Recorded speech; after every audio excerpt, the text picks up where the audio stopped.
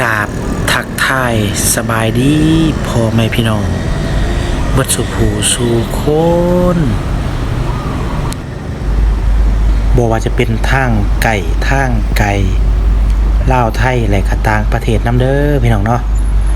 มาพบมาพอกับบ่าวรถ Channel อีกคือเก่าพี่น้องมื้อนี้บ่าวรถจะพามาชมบรรยากาศหรือว่ามาเบิ่งมาชมถนนหนทางถนนเพชรบุรีพี่น้องเนาะ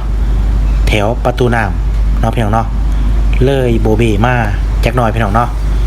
มารถพามาชมบรรยากาศเนาะว่ารถติดสำไรพี่น้องเนาะติดขนาดไหนพี่น้องเนาะเพื่ออยากให้ทุกคนได้เบิ่งแล้วค่ะถ้าจะมาหรือว่าจะออกจากบ้านถ้าจะมาเส้นถนนเพชรบุรีนี่ค่ะวางแผนการเดินทางพี่น้องเนาะเพราะว่ารถกะค่อนข้างที่จะติดเนาะพี่น้องเนาะซึ่งถนนเส้นนี้เพิ่นกะกำลังสร้างรถไฟฟ้าพี่น้องเนาะกะบางคนกะหูเนาะบางคนอาจจะบ่หูพี่น้องเนาะพาพี่น้องเดี๋ยวบ่รถกะจะพาพี่น้องไปรับชมไปเบิ่งไปชมบรรยากาศพร้อมๆกันเลยพี่น้องเนาะเข้ามาแล้วก็อย่าลืมพี่น้องฝากกดไลค์กดแชร์กดติดตามเพื่อเป็นกำลังใจให้บ่าวรถนี่เด้อพี่น้องเนาะพาพี่น้องตามบ่าวรถมาเลย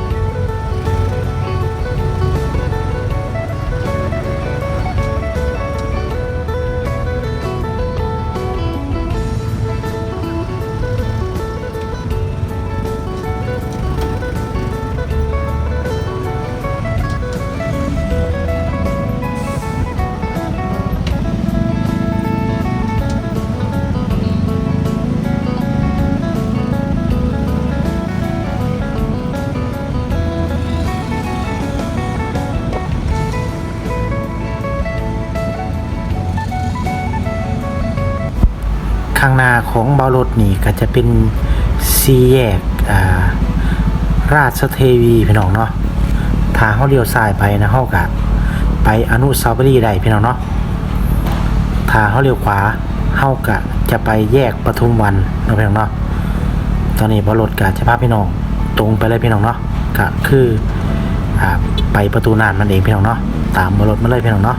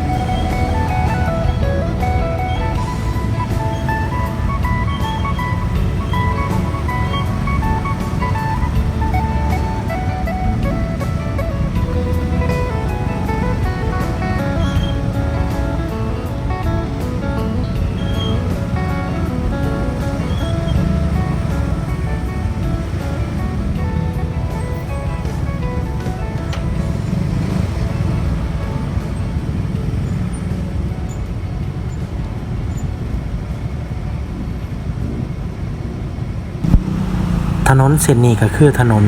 เพชรบุรีพี่น้องเนาะแถวประตูน้ำที่เพิ่นกำลังก่อสร้างทางรถไฟฟ้าพี่น้องเนาะแล้วก็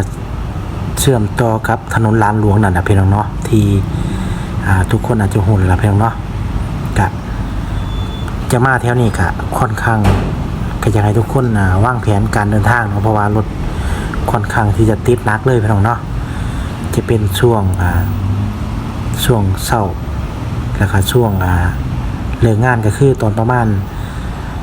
บ่าย2บ่าย3พี่น้องเนาะรถก็ค่อนข้างที่จะติดหรือว่าหนาแน่นเลยพี่น้องเนาะก็ประมาณนี้พี่น้องเนาะ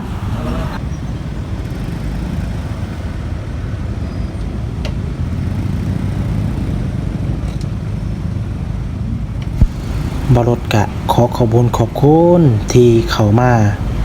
รับชมเข้ามาให้กำลังใจบรถเนาะ